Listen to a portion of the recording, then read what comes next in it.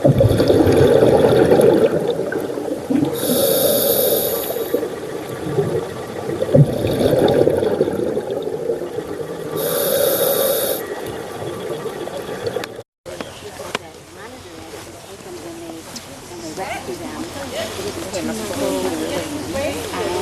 for sure. No, it's the mist.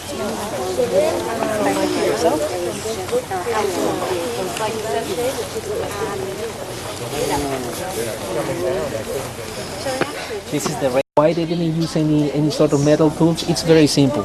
We don't have any minerals in here. The only mineral we have in here is that limestone. So they used harder materials, flint, obsidian, in order to make their chisels and cut the blocks. So just imagine the number of hours invested in cutting each one of those blocks in that shape. They also didn't have any sort of beasts of burden, no horses, no mules, no donkeys. So what you see there is all manpower.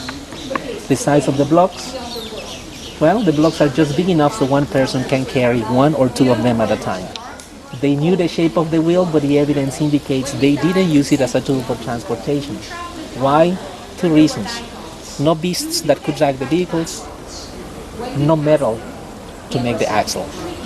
So they used thumb lines and carried the stones on their backs one by one.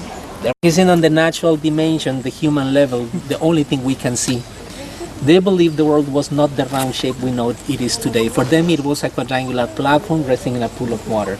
Sources of water for the Mayans are marking the edges of the natural dimension and at the same time are considered to be entrances into another dimension, which is precisely the underworld. This is one of the reasons why Mayan people feel fascination for caves, sinkholes, rivers, lakes, oceans. This quadrangular platform, each one of the sides facing each one of the four world directions, but they believed there was a fifth cardinal direction or world direction, which was precisely the center. In the center of this quadrangular platform, Creator Gods planted a sacred tree, a tree of life, one that connects the three different layers of the universe through the center. In the Mayan tradition, that tree of life is the one we have right there. That is a ceiba tree, a very peculiar tree. We have male and female trees. The only way how you know if it is a male or a female tree is after it blooms. Male trees bloom but produce no fruit. Female trees are the ones that produce and eventually produce the fruits and therefore the seeds. It grows straight trunk, a layer of branches, straight trunk, a layer of branches, straight trunk, another layer of branches. The name of that tree in Mayan is Yaxche. Yash means green, Che means trunk. I guess I don't need to tell you why. In English, it is called cotton silk. That one is a very young tree. It was planted there on purpose. During the Hurricane Dean, the tree fell over, then they put it up again. It's not necessarily straight, but they go really straight. If you get closer, you'll see some lines which are a little lighter than the rest of the bark. Those are stretch marks. The tree is getting bigger and bigger. An adult ceiba tree is like this thick. You can see spikes. Why you see spikes, thorns? Because it's a baby one. An adult ceiba tree doesn't have any thorns. It's just smooth. Now listen to this. Well, some people simply won't respect things. See, they scratch their names in here, like for example, Ben. It's hollow. The sap of this tree is red and thick like blood. Just like blood. Mayan people still believe in spirits. You want to contact the spirits, you do it under the shade of one of those trees. Roots going deep underground represent an access to the underworld. Humans, if we put this tree as our life, we are living in the tree. It was just down there. You can manage to do that.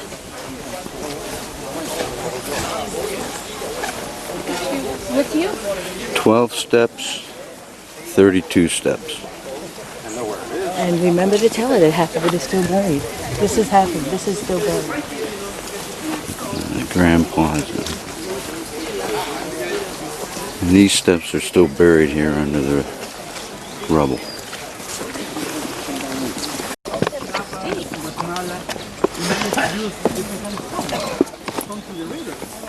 Over there we can see, you know, the man or the hero.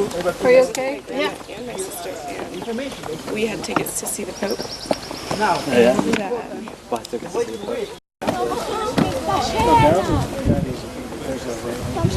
I didn't think he was cooking that.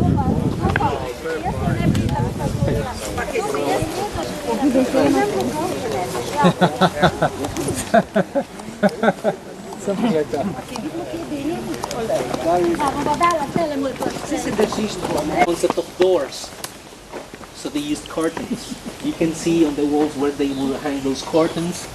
You can see the beds, some stone platforms. Obviously they used some sort of mattress on top of them. You can see the closets or some spaces that they would use to store different things. And you can even see the bathrooms. They face the same challenges we face today. Sanitation is one of them. They handle the mixed social problem only with underground sewage system. You can see the toilets. And it's not that difficult to figure out how they flush everything. Very sophisticated society.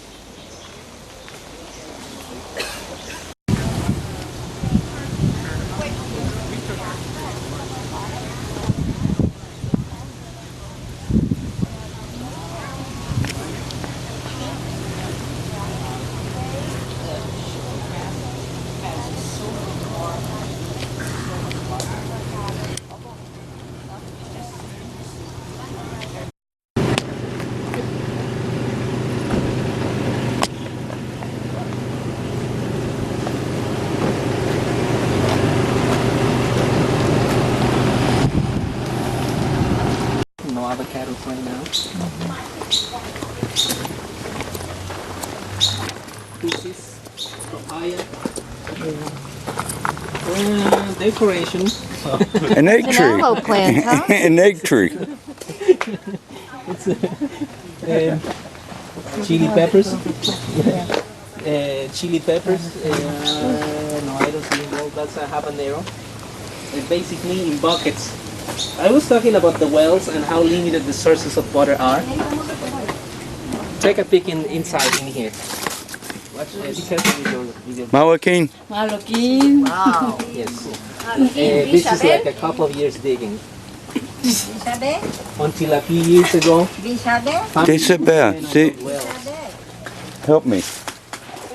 Isabel? she's asking how are you? Oh, and how do I say good? Bishabelesh. Bien. Bien. Just Oh, bien, bien. don't get complicated. I'm doing The simple words. Usually, let me introduce the ladies that will be in charge of this part of the tour. You are being hosted at the home of Doña Adela. Voltee, Doña Adela. Diga hola. Doña Adela is assisted by daughters Victoria, and Julia. They are all married. They had already grandchildren. They live in different homes, but today they are backing up mom. We also, for you, for that one-on-one tortilla lesson, we brought the tortilla. What we have in here is Doña Panchita making tortillas. I was saying today you're going to learn the art and science of making tortillas. That is what we call a perfect tortilla. If the tortilla doesn't puff up, forget it. It's not a good one. Tortillas, just so you know, needs to be as round as possible and also as thin as possible. Doesn't really matter how round or how thin your tortillas are if they don't puff up. Oh, they have to puff up. Yes, they have to. But then they deflate afterwards. Well, what you do, you open the tortilla, you put stuff on it. Oh, it's like a Yes, pita bread. like something So like she that. presses by hand, not with the press. No, that's cheating. That's cheating. Yes. That they need to make sure that the tortilla, the corn is already cooked. While they are sleeping, the corn is cooling off. Early in the next morning, they wash the corn and then they grind it. Traditionally, they would use a grinding stone. I don't know where no tiene su metate. Okay. Oh yes. Okay. Now they have that grinding stone. The grinding stone, by the way, is one of the most valuable pieces. The little plastic thing, and at the same time, it's a matter of synchronizing. You pull, you lift. Okay. Now she's fixing the edges to make it nice. Okay, as simple as that. Una más. Yeah, do one more.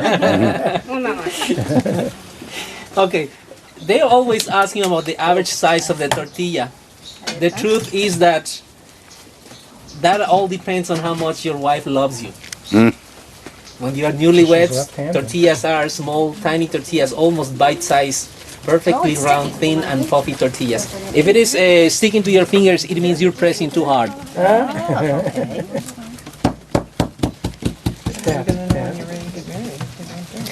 So, you pull with this hand. And so as you get married longer, yes, grande. as time passes, tortillas start getting bigger, bigger, and thicker. Now, if a tortilla is thicker than usual, it's not called a tortilla, it's called gordita. Gorditas are acceptable for single men. You need help? I think so. You see the ones in the store, we have these big, super big tortillas. now, Burritos. supermarket. Burrito tortillas. Yeah. Okay, the trick for your tortillas to puff up is that they need to be uniform. If some parts of the tortilla are thicker than the others,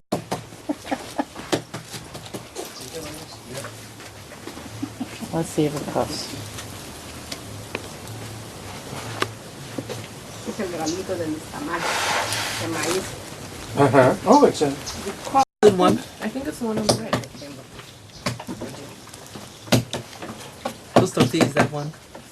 Oh, is that yours? Oh, there we go. You just need 10,000 more tortillas and you'll be an expert.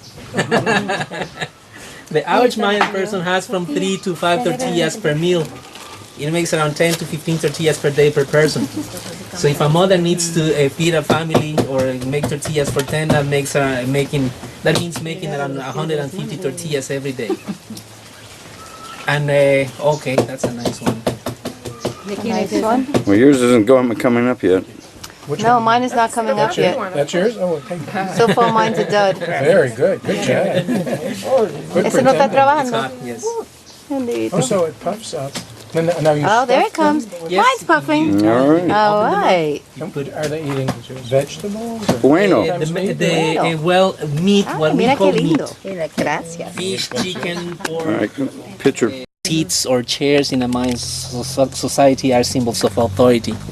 Traditionally, there are only 2 seats. One of them is the father's, the other one is the mother's. And talking about the dragon fruits, what you just had is this. This is not ripe look at yet. that. They get really, really pink, That's, Wow. and they how get either interesting. yellow like this one or pink. And it's a cactus. It's the fruit of a cactus. See that cactus growing up in that bunch of stones there? That's it. Wow. There's another cactus there, right there. Oh. That's a big fruit for that cactus. So it's what you just had, sweet and sour, and following the tradition. Gracias. Frijoles. Frijolitos.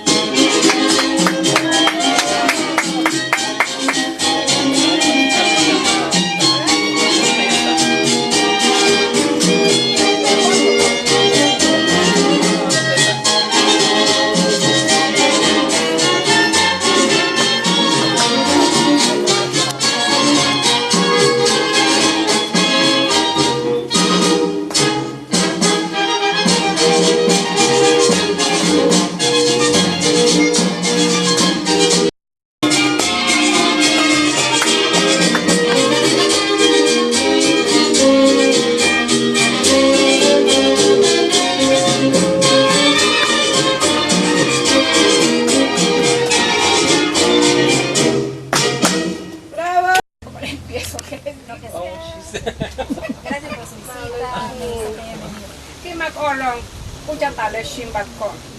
Kasi ma send only today, only today. In kating walit pese, de que tone taki makolong, que si kasuna que tu kate. Wayane, anayese, en balakina kate tale shimbat ko no, tone taki makolong puchata visitar ko. Que si katsuna que tu kate. Que si kasi que at yavan chi puchata esta mal.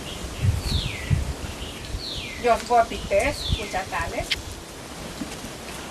Okay.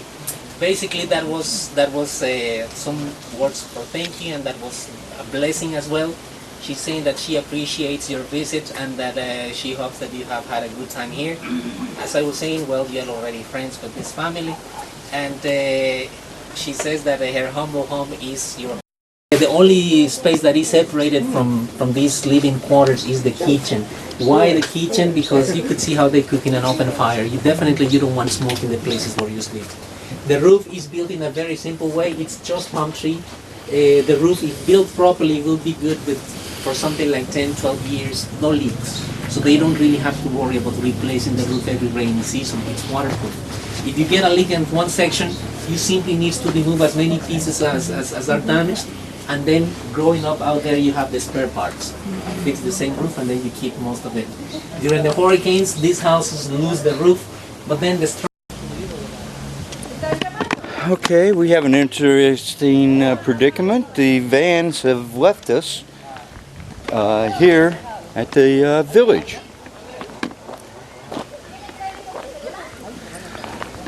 And they probably have no telephones. Then how can he leave me? How can they know she has a telephone? My pocketbook's there, everything's in there. David, I'm sorry, we were in the front of the bus. How could he leave us? How could he not realize we were there?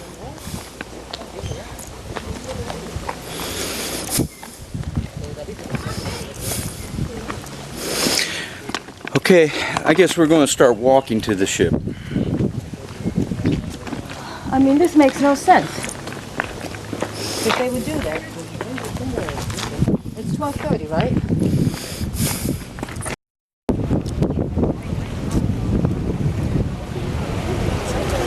Yeah, he's got it, and he'll get his mouth on it in a bit.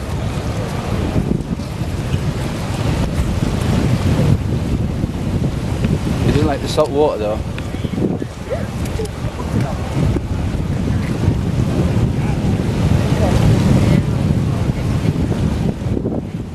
Oh, it's a different one. That is a different one. Looks like it's a stone.